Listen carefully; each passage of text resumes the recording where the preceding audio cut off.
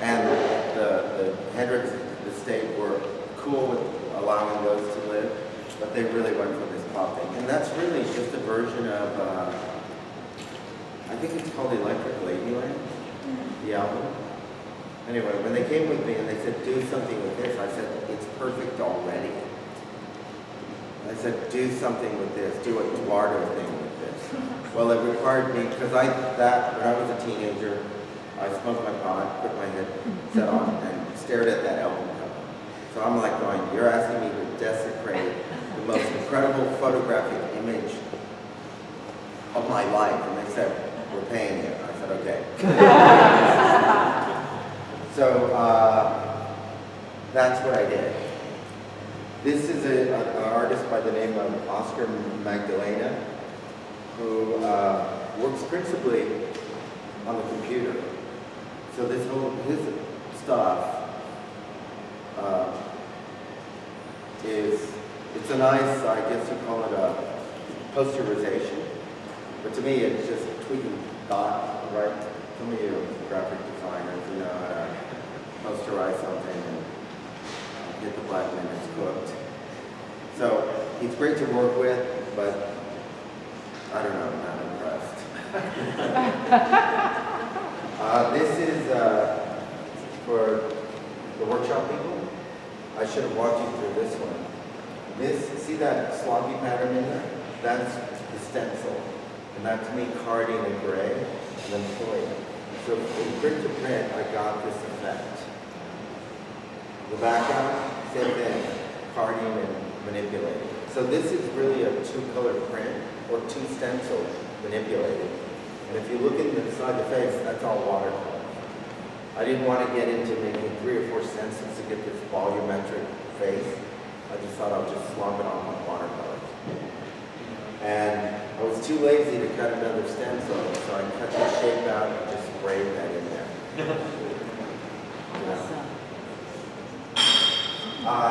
This is just a super pop portrait that was commissioned by one of her suitors.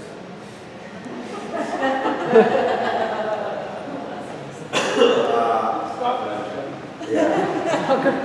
He left about this, here's a clue. He left Christina Aguilera for her. And then got me to do this and did a whole wall in his house. So I would say borderline, what do they call it? Stalker. Stalker, thank you.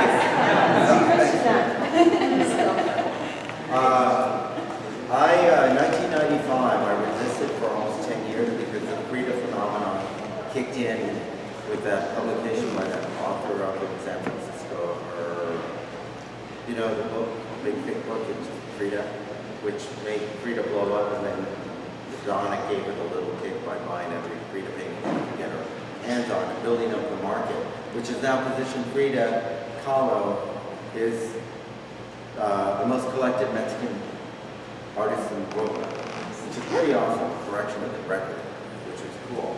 And for years, friends were saying, all this pop shit, why don't you do Frida? I said, no. 1995, I said, okay, whatever. So this is a photograph by a Hungarian photographer living in New York, working for Vogue. And when Diego and Frida came to New York to do the Rockefeller building, she was putzing around New York and having a good time. And then I guess Vogue magazine, because they were a phenomenon, right? They was to set up a photo shoot. It's the first time she allowed herself to be really, made up. And that was supposed to be the cover of Vogue magazine, and then the political fallout happened, and they were ostracized and out. So it never made it to cover, but that picture by this Hungarian floated around for a while. So when I said, okay, I'll do Frida, I just don't want to do, the unibrow Frida or the angry Frida. I found this picture, scanned it, blew it up, and did it very pop style like Warhol Big Dots. But this is all watercolor silk screen. So this is an HPM. So rather than spend 28 colors to try to reproduce this, I would just print the image, watercolor it, and print on top of it again. And became the go-to guy for all things Frida in terms of portraiture, which was kind of exhausting.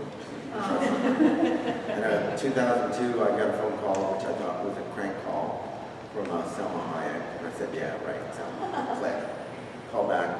No, really, this is Selma Hayek, and I'm doing a film with Julie Taymor, Frida, and I'm at Miramax's office with Gil, whatever his name, and I'm looking at this Frida. I said, yeah. She goes, I want you to do me the way you did that Frida. So it became I don't know, you saw the film, or who has the DVD? It still has that portrait of her on the front, right? Well, that's the key art I did for that film. Yeah. So you can see my sloppy paint. Yeah. Because I had to do 120 before they picked the third one they saw. That's right, it just got sloppier and sloppier. Anyway, so one day I met a 22-year-old kid who busted out a little maquette out of his graffiti book. First graffiti, graffiti, graffiti, and then boom, I saw this about that big in a book. And I said, what the F? And I said, dude, you're the guy that's going to take the heat off of me. So we brought him into the studio, and his name is Raul Caracosa, and I think he's done the most beautifully graphic. I mean, there's dozens and dozens of Frida prints out there by various art. Everybody's riffed on Frida. But I thought he did one of the most elegant pieces, and it was my pleasure to bring him into the studio, produce his work, and table my stuff and start pushing this artist. The piece up above, it's called Three Lords. So, Lord Buddha, Lord Tracy, you know who she is, right? Yes. Burdage, Lord Christ, and I was doing, I've had various incarnations of life. I ran a record label, opened up and closed a couple of galleries, did a line of furniture. When I get bored writing a print studio, I'm bored with myself and my schlock art. I try to do something different. And in 1992, I decided to start producing graves. Excellent. In Los Angeles. Only because I wanted to do grave art. Subliminal messages for kids on MDMA. So the messages down below says, you know, the supercalifragilisticexpialidocious, mine is embedded with supercali California fractal, listic X, and lots of doses.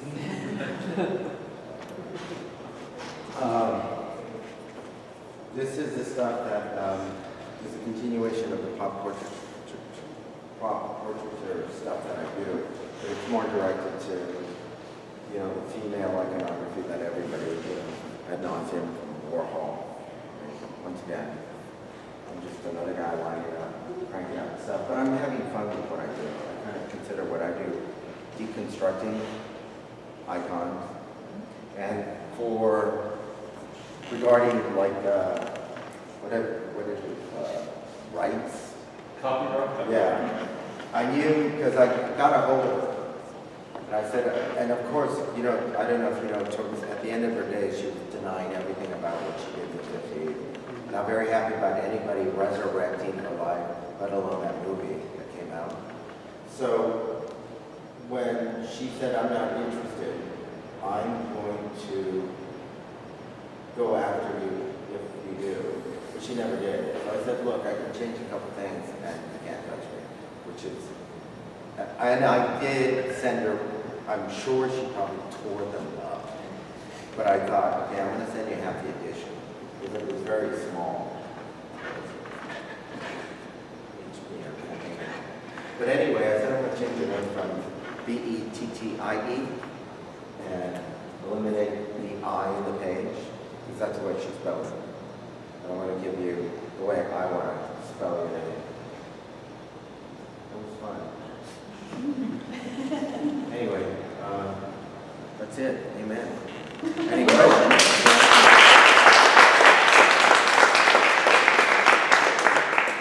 This is incredible. What happens when it comes to the questions? I wondered if anyone shared with you the Conrad Albrigio fresco that's at the Louisiana State Exhibit Museum? No. It's a 780-foot mural of Mexican-American artists commenting on the Catholic Church and slavery in Louisiana. His name is Conrad. Conrad Albrigio, Is it like posted online? and he I get the spelling from it. okay, it's incredible, and it's Really? extremely political. And looking at your collection, it just makes me think, boy, you really enjoy seeing that. Yeah, maybe somebody I should be working with. It's That's well, cool. he got That's it. from like the WPA. It wasn't Oh, it was a WPA. Yeah, it's like WPA. It's Well, maybe it's 1927. channel. Yeah. I would love to hear you take on it. Oh, well, then I'll look it up. I just gotta get the spelling.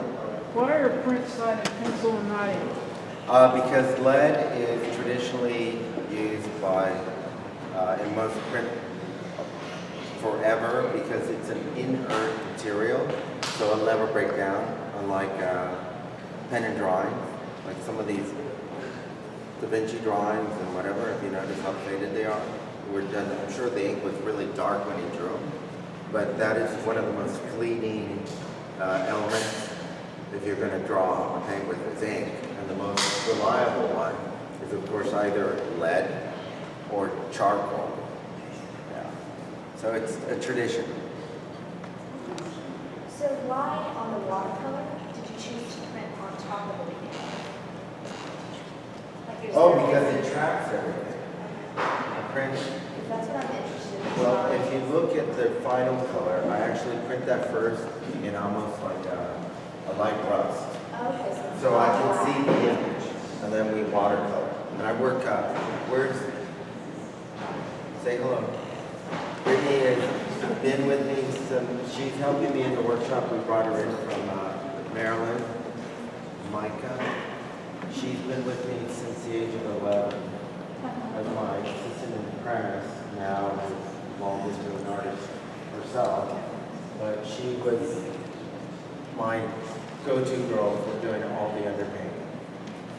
So I'll do a couple maquettes and I'll go, please, try to make it look like that. I'll go out and hit a bar.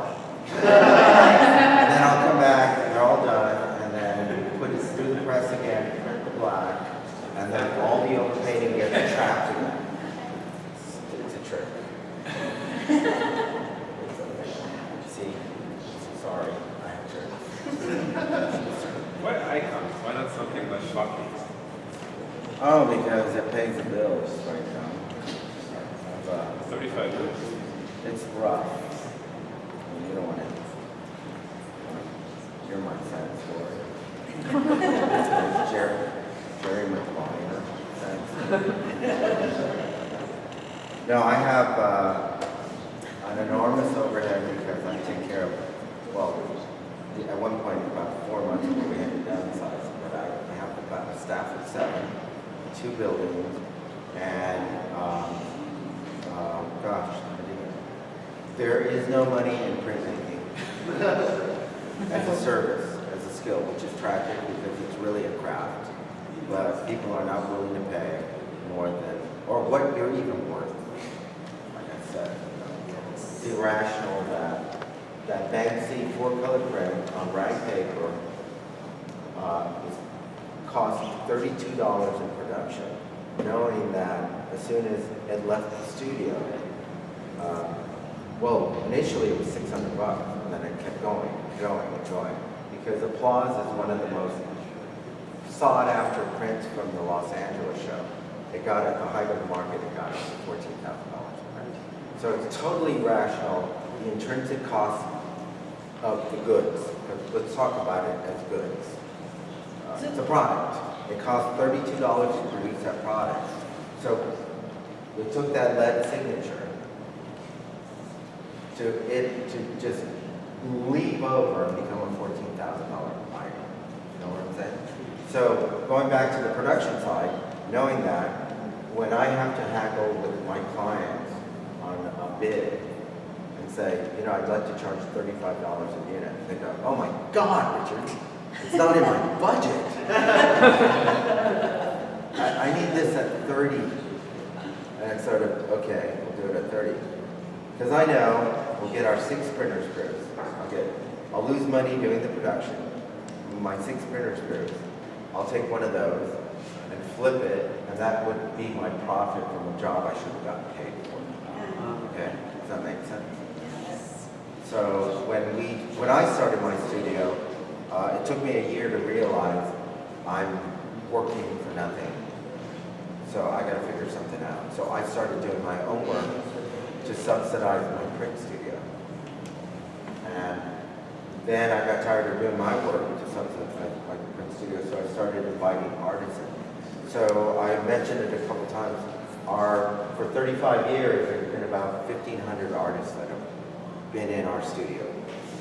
And of those 1,500, I'd say about 350 of them, we've brought in and published them, which has given us a $1.9 million inventory that we sell, and it supports the print studio, which is constantly hemorrhaging money. So that's why I do schlocky stuff to shovel the money into the studio that I love and don't want to see it go down, because we've just shrunk down from 7 to 3 employees, trying to survive this, what's going on. When your studio is commissioned to do a Shepherd variant print in an additional 300 copies, how many sheets do you have to print to get that 350? The standard is you're supposed to print 10% extra paper for every color you print. So we had this discussion earlier today with the workshop. As I said, for instance, at Peace and Justice Peace, we just did that 3 months ago, I think, of Amanda. Okay, the stock is white, so we put down that cream color because that's the color of choice that he likes his paper to be. There's gold, right? Black, there's red.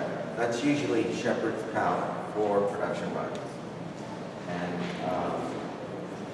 if I was running 100 pieces and I had to deliver 100 perfect pieces, I'd have to account for a 10% loss per color. Does that make sense? So that would be 40 extra sheets.